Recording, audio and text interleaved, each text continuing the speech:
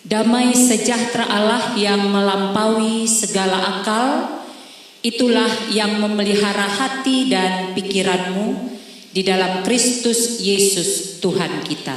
Amin. Firman Tuhan yang menjadi teks khotbah pada minggu ini tertulis dari kitab 1 Tawarikh pasal 17 ayat 16 sampai 27. Saya akan bacakan untuk kita ikuti dengan baik. Lembaga Alkitab Indonesia membuat perikop ini dengan judul Doa Syukur Daud. Lalu masuklah Raja Daud ke dalam, kemudian duduklah ia di hadapan Tuhan sambil berkata, "Siapakah aku ini ya Tuhan Allah?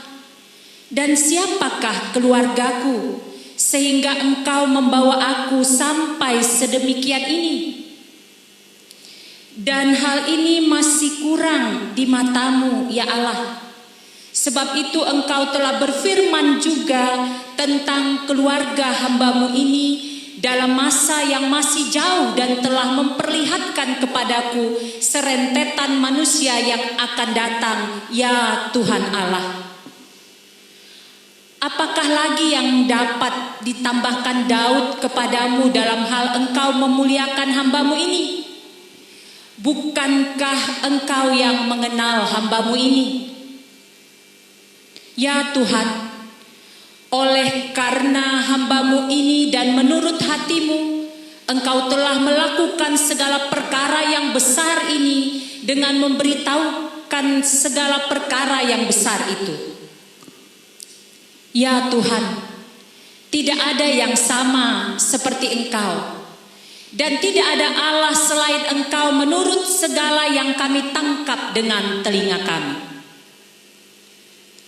Dan bangsa manakah di muka bumi seperti umat-Mu Israel yang Allahnya pergi membebaskannya menjadi umatnya untuk mendapat nama bagi-Mu dengan perbuatan yang besar dan dahsyat, dan dengan menghalau bangsa-bangsa dari depan umat-Mu yang telah Kau bebaskan dari Mesir.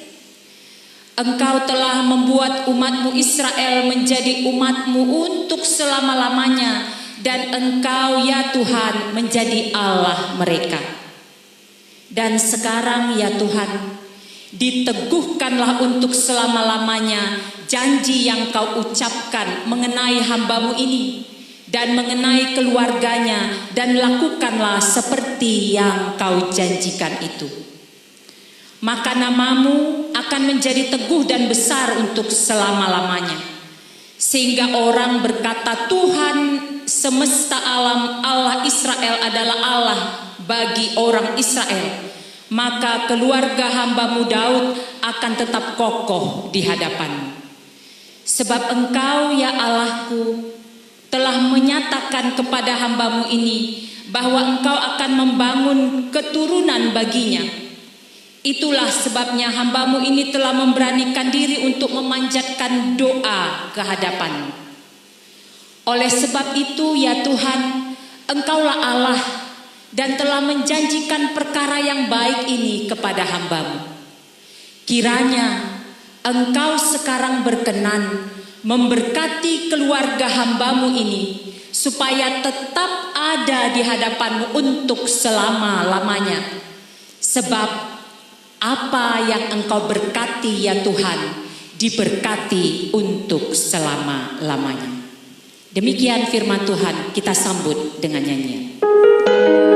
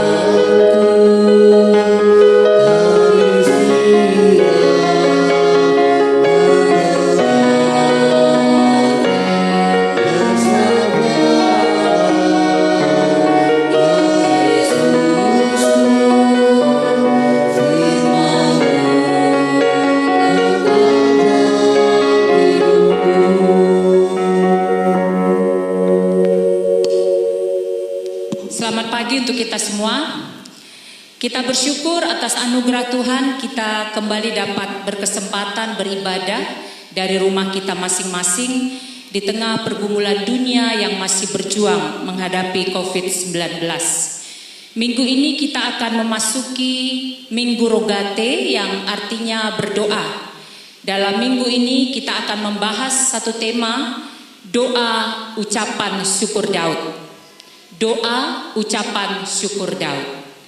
Daud seorang yang memiliki hati yang berlimpah dengan ucapan syukur dan pujian kepada Tuhan. Ketika ia mendengar firman Tuhan yang disampaikan oleh Nabi Nathan, Daud masuk ke kemah dan ia duduk mengarahkan pandangannya kepada Tuhan. Daud merasa kedekatan hubungan Tuhan dengan dirinya dan juga dengan sederetan generasi keturunannya adalah karena anugerah Tuhan semesta. Bagi Daud, kelayakan dan kepercayaan Tuhan kepada dirinya dan keluarganya bukan karena kebaikannya, tetapi karena Tuhan mengasihinya dan anugerah Tuhan kepadanya.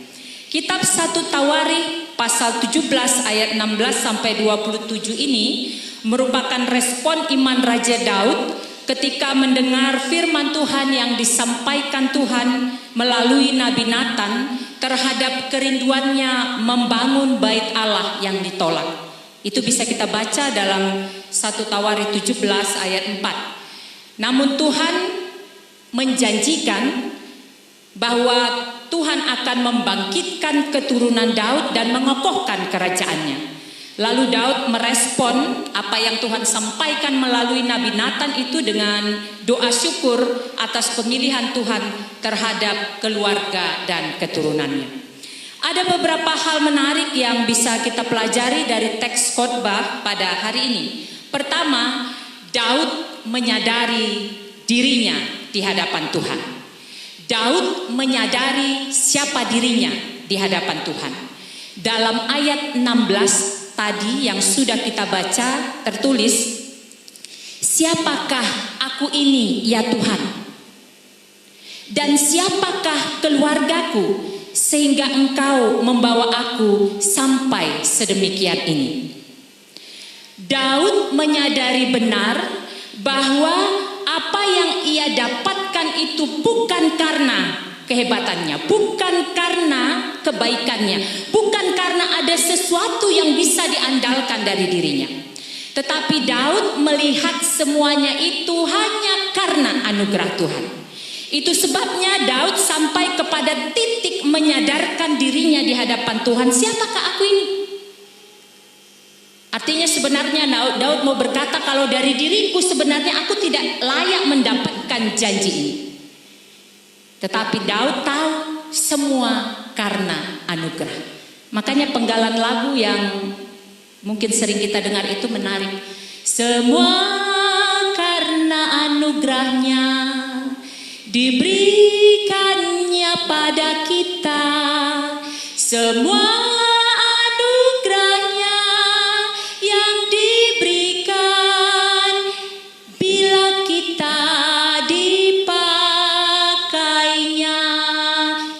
dipahami Daud. Kalau dia sampai kepada titik yang sekarang ini dan beroleh janji itu karena Tuhan mau memakainya dan semua karena anugerahnya. Kedua, Daud mengucap syukur. Dalam ayat 17 sampai 19 kita lihat bagaimana Daud bersyukur kepada Tuhan. Dia bersyukur atas jaminan kelangsungan, atas kehidupan keluarga dan keturunannya. Daud menyadari benar bahwa tidak ada hal-hal baik yang bisa dia lihat dari dirinya, bahkan dari keluarganya, yang bisa diandalkan di hadapan Tuhan. Karena itu ketika dia menyadari sampai ke titik itu, dia bersyukur kepada Tuhan. Dia bersyukur karena Tuhan memberikan anugerah itu kepadanya. Dia bersyukur karena dia tahu bahwa semua yang Tuhan berikan itu karena Tuhan melihat apa yang dibutuhkan Daud di dalam kehidupannya. Ini menarik.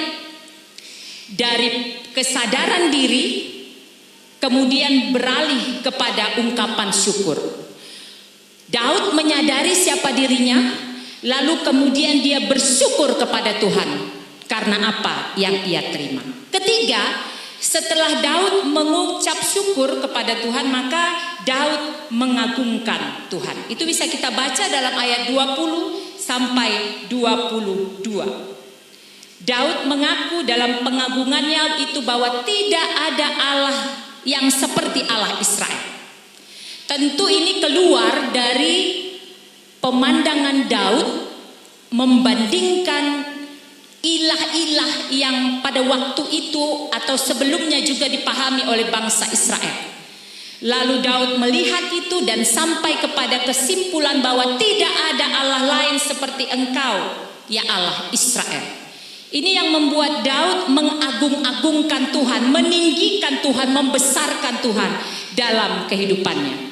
Dia menyadari benar bahwa Tuhan Allah Israel yang disembah telah menuntun dan membebaskan umatnya dari perbudakan Mesir. Itu yang disadari Daud dalam perjalanan sejarah bangsa Israel. Daud juga menekankan tentang suasana kekeluargaan yang ada dalam kehidupan religius bangsa Israel yang ditampakkan pada ungkapan, Engkau telah membuat umatmu Israel menjadi umatmu untuk selama-lamanya, dan Engkau ya Tuhan menjadi Allah atas mereka. Artinya ada hubungan yang intim, ada hubungan yang mesra antara Allah sebagai Bapa dan Israel sebagai anak yang tidak didapat dalam hubungan ilah-ilah lain kepada bangsa-bangsa yang menyembahnya. Keempat, Daud bersyukur atas keluarganya yang diberkati. Ini menarik. Tadi yang pertama, fokusnya Daud bersyukur atas apa yang terjadi dalam dirinya. Kita mungkin lihat bagaimana perjalanan kehidupan Daud. Dari seseorang yang tidak diperhitungkan, lalu kemudian menjadi orang besar, orang nomor satu dalam perjalanan hidup yang cukup berat, dalam mengalami pergumulan-pergumulan, bahkan seorang saudara yang tidak disenangi oleh saudaranya, lalu kemudian terjadi banyak hal, tapi kemudian dia mengalami semuanya itu. Maka kemudian dia bersyukur atas keluarga yang diberkati Tuhan. Di tengah kesibukan tugas dan tanggung jawabnya sebagai raja, Daud juga menjalankan tugas dan tanggung jawabnya sebagai kepala keluarga. Dia memberikan waktu khusus untuk keluarga, terutama berdoa untuk keluarganya. Walaupun Tuhan telah berjanji kepada Daud tentang keberlangsungan hidup keluarga yang diberkati, tetapi Daud kembali memohon kepada Tuhan agar janji Tuhan berlaku dalam dirinya, yaitu bagi dirinya secara pribadi dan juga berlaku bagi keluarganya, yaitu bagi seluruh keturunannya. Di mana itu kita bisa lihat dalam ayat ke-27. Ini sering menjadi teks khotbah pernikahan, ini ayat ke-27 ini. Kiranya Engkau sekarang berkenan memberkati keluarga hambamu ini, supaya tetap ada di hadapanmu untuk selama-lamanya.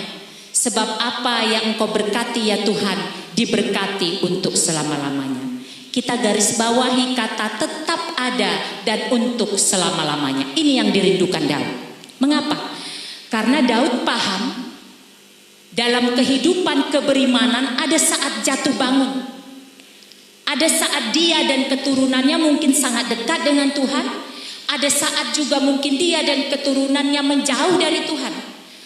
Karena itu Daud tidak bisa menjamin kedekatan dia dan keturunannya untuk terus setia kepada Tuhan. Itulah sebabnya dia memohon kembali, tolong Tuhan, kiranya Engkau berkenan memberkati, supaya tetap berkat itu terjadi atas keluargaku dan keturunanku sampai selama-lamanya. Jika kita melihat perikop ini secara mendalam, ada dua hal yang bisa kita lihat menjadi inti dari permohonan Daud. Kalau kita baca teliti dari apa yang sudah kita dengar tadi bersama. Pertama, Daud memohon agar Tuhan meneguhkan janjinya kepada Daud dan keturunannya. Itu yang baru saya baca tadi dari pasal 1 Tawarikh 17 ayatnya yang ke-27 tadi. Daud memohon kepada Tuhan agar senantiasa menjadi pelindung baginya dan keturunannya. Dengan demikian janji Tuhan baginya dan keluarganya digenapi dan dia beserta keluarganya akan tetap kokoh di hadapan Tuhan. Menarik ya. Makanya ketika kita berdoa kan sebenarnya bukan hanya diri kita yang kita doakan.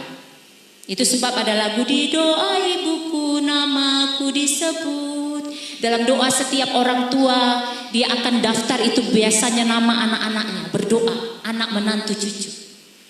Dan doa itulah yang tak akan pernah berhenti mengiringi langkah kita. Karena ini bagi saya teks hari ini menarik. Kalau kita sampai kepada titik sekarang ini, ada doa orang-orang yang mengasihi kita. Sekalipun mereka masih hidup ataupun mereka sudah pergi. Tapi ketika masih hidup doa mereka mengiringi kita.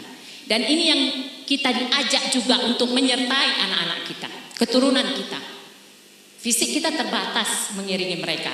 Tetapi doa orang benar, jika dengan yakin didoakan, besar kuasanya. Itu yang pertama, doa meminta kepada Tuhan agar Tuhan meneguhkan janji kepadanya dan juga keturunannya. Kedua, Daud memohon Tuhan memberkatinya dan keluarganya supaya dapat tetap setia di hadapan Tuhan. Ini menarik. Satu sisi tadi Daud meminta agar Tuhan meneguhkan janjinya dari pihak Tuhan. Tetapi satu sisi Daud sangat sadar bahwa itu bisa terjadi juga ketika dia dan keturunannya setia. Makanya Daud memohon Tuhan memberkati dirinya dan memberkati keluarganya supaya tetap setia di hadapan Tuhan. Jadi Tuhan yang setia, Daud mau direspon juga dengan kesetiaannya dan keluarganya serta keturunannya. Maka tergenapilah janji itu secara sempurna. Janji Tuhan yang setia, kita respon dengan kesetiaan kita kepada Tuhan, maka sempurnalah penggenapan janji itu di hadapannya. Itu yang Daud minta karena dia tahu benar ada saat-saat mungkin saja mereka akan jatuh ke dalam pergumulan. Tetapi ketika dia minta Tuhan memberikan kekuatan baginya dan keturunannya untuk setia, maka mereka akan hidup setia kepadanya. Lalu apa yang harus kita lakukan dalam rangka mensyukuri berkat Tuhan yang sudah kita peroleh dalam kehidupan kita? Apa yang harus kita lakukan? Pertama, marilah kita tetap berusaha menjadi hamba Tuhan di tengah-tengah keluarga. Marilah kita tetap berusaha menjadi hamba Tuhan di tengah-tengah keluarga. Daud merendahkan diri di hadapan Tuhan, kiranya engkau sekarang berkenan memberkati keluarga hambamu ini. Kata yang dipakai dalam teks ini adalah ebed. Ebed memiliki arti seorang hamba yang memiliki tugas penting. Daud berkata bahwa ia adalah hamba. Ketika dia berkata ia adalah hamba, maka turunlah kasih karunia Allah kepada keluarga Daud. Ketika kita berkata kita adalah hamba, maka kita harus ingat ada tugas penting yang harus kita lakukan dalam tugas dan status kehambaan itu. Ini menarik, teks ini menarik. Ebed adalah seorang hamba yang memiliki tugas penting dan berjanji serta memiliki kerinduan membawa keluarganya datang menyembah Tuhan. Jadi ketika seseorang menerima status sebagai ebed, hamba, ingat, bukan hanya kita yang bertanggung jawab, tetapi kita punya janji membawa keluarga kita juga menyembah Tuhan. Pertanyaannya, siapakah hamba ini? Semua orang percaya adalah hamba Tuhan. Maka semua kita punya tanggung jawab membawa keluarga kita berjumpa dengan Tuhan, menyembah Tuhan. Itu sebabnya kehidupan rohani itu bukan hanya persoalan di orang tua, bapak, ibu, anak. Kalau hanya persoalan seperti itu maka seringkali terjadi ketimpangan. Bapak ibunya luar biasa rohani, anaknya rohani, atau sebaliknya. Zaman sekarang bahkan ada yang terjadi, semoga kita tidak ada yang begitu. Anaknya yang sangat rohani, bapak ibunya rohana. Teks hari ini mengingatkan kita dalam status sebagai hamba, kebersamaan itu penting. Kebersamaan dalam keluarga menyembah Tuhan yang memberkati keluarga kita. Ibadah kita tidak hanya di gereja saja, tetapi ibadah kita adalah keluarga kita, hidup keseharian kita. Itulah ibadah abodah yang menjadi bagian yang tidak terpisahkan dalam hidup kebersamaan kita dengan Tuhan. Kata ebed juga memiliki arti menjadi seorang pejabat, orang penting yang dipercayakan hal-hal yang penting oleh Tuhan. Ini menarik. Saat Daud berkata kepada Tuhan bahwa ia adalah seorang hamba, maka di mata Tuhan Daud adalah seorang pejabatnya Tuhan. Saya ulangi, ketika Daud dipilih, dipakai menjadi seorang hamba, ebed, dalam kata ebed ya, dalam istilah teks hari ini, maka pada saat itu Daud di mata Tuhan adalah pejabatnya Tuhan. Artinya apa? Orang penting bagi Tuhan. Seorang pejabat memiliki fasilitas yang terbaik dan pengamanan yang terbaik dalam kehidupannya dari atasannya. Daud menjadi hamba di tengah keluarganya sekaligus menjadi pejabat orang penting di mata Tuhan. Artinya apa? Ketika kita dipilih Tuhan menjadi ebed Yahweh, hamba Tuhan, kita orang penting di hadapan Tuhan. Tapi ingat, kata orang penting bukan mau membesarkan diri, tetapi kata orang penting pejabat di hadapan Tuhan berarti kita semakin tahu diri kita melakukan sesuatu sesuai dengan yang mengutus kita, yaitu Tuhan. Seorang pejabat pasti memiliki kuasa, bahkan setiap perkataannya pun selalu diperhatikan oleh karena mengandung janji dan kuasa. Ini yang membuat teks hari ini semakin menarik.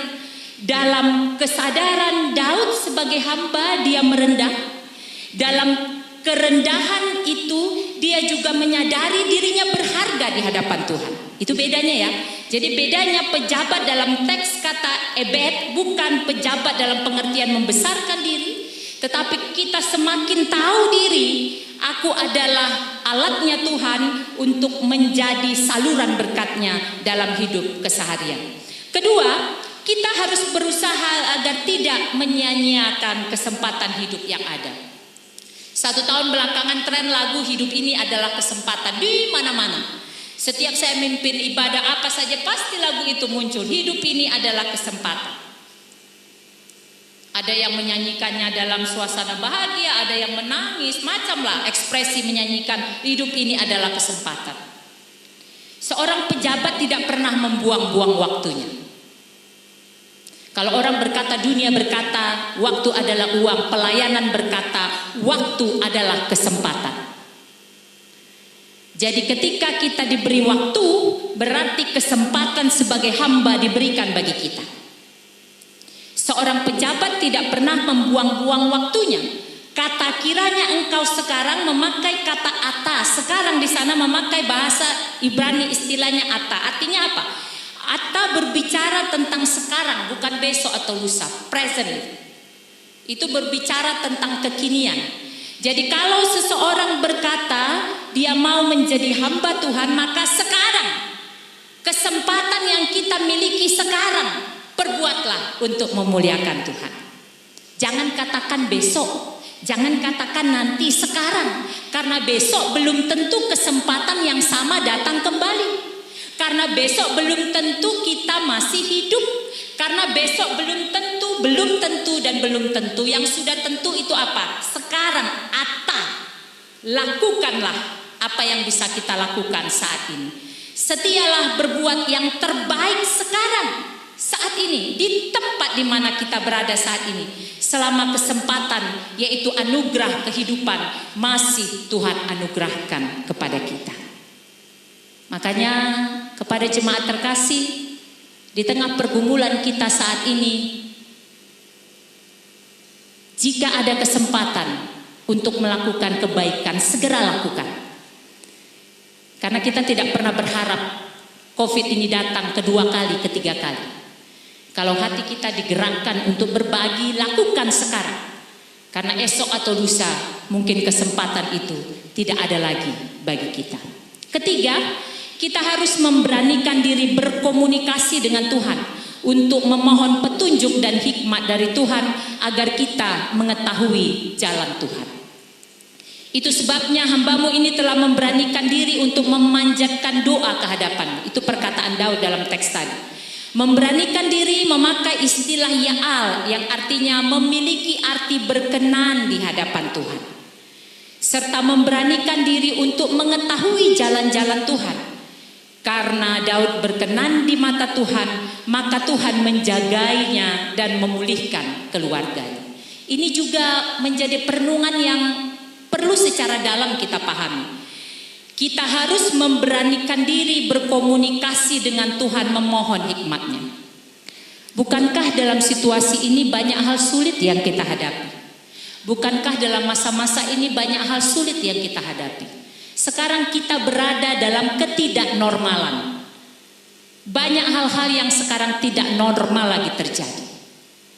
Rasanya tidak normal berjumpa, tidak berjabat tangan. Sekarang harus kita lakukan. Rasanya tidak normal berbicara berjarak jauh. Sekarang harus kita lakukan. Rasanya tidak normal berbicara dengan orang harus memakai masker. Sekarang harus kita lakukan. Banyak hal-hal yang tidak normal. Makanya dikatakan setelah COVID ini berlalu kita akan sampai kepada suatu masa yang namanya new normal life. Kehidupan normal yang baru. Akan ada hal-hal baru yang terjadi yang harus menjadi kebiasaan baru kita nanti. Tidak seperti dulu lagi. Jadi jangan harapkan persis seperti sebelum COVID keseharian kita nanti. Tidak. Ada hal-hal baru yang harus kita lakukan. Untuk mengatasi semuanya ini perlu hikmat Tuhan. Mintalah hikmatnya. Keempat, yang terakhir, dan ini justru yang paling harus kita bawa sesuai dengan tema hari ini adalah kita harus berlutut kepada Tuhan. Berdoa memakai kata barah memiliki arti berlutut di hadapan Tuhan.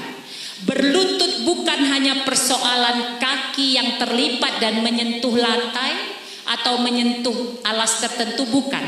Tapi dalam kata barah berlutut itu ada satu makna yang paling penting, yaitu apa? Kerendahan hati. Maka ketika kita datang berdoa kepada Tuhan, berlutut atau tidak berlutut, yang penting datanglah dengan kerendahan hati. Berlutut menunjukkan kita tahu siapa diri kita dan kita tahu siapa Tuhan yang kita jumpai. Saat berlutut di hadapan Tuhan, maka saat itulah Tuhan akan mencurahkan berkat-Nya bagi orang-orang yang percaya kepadanya. Jemaat yang dikasihi Tuhan, kiranya firman Tuhan hari ini dengan tema doa ucapan syukur Daud menjadi kekuatan kita bersama. Sekalipun kita masih beribadah di rumah, sekalipun kita masih berhadapan dengan pergumulan COVID-19, sekalipun ada banyak yang menjadi korban sebagai akibat dari pergumulan dunia saat ini, tapi ingat, jangan pernah berhenti berdoa dan bersyukur kepada Tuhan. Semakin kita bersyukur dan berdoa, maka semakin ada kekuatan baru, ada pengharapan baru, ada semangat baru sampai pada waktunya badai ini berlalu dan kita bisa bersyukur kembali, menyampaikan pujian kita tidak lagi di rumah, tapi menghadiri gereja kita dengan penuh sukacita. Pulanglah, hidupilah firman Tuhan, dan ingatlah, jangan pernah lupa berdoa dan bersyukur dalam setiap hari kehidupan kita. Amin. Kita sambut dengan nyanyi.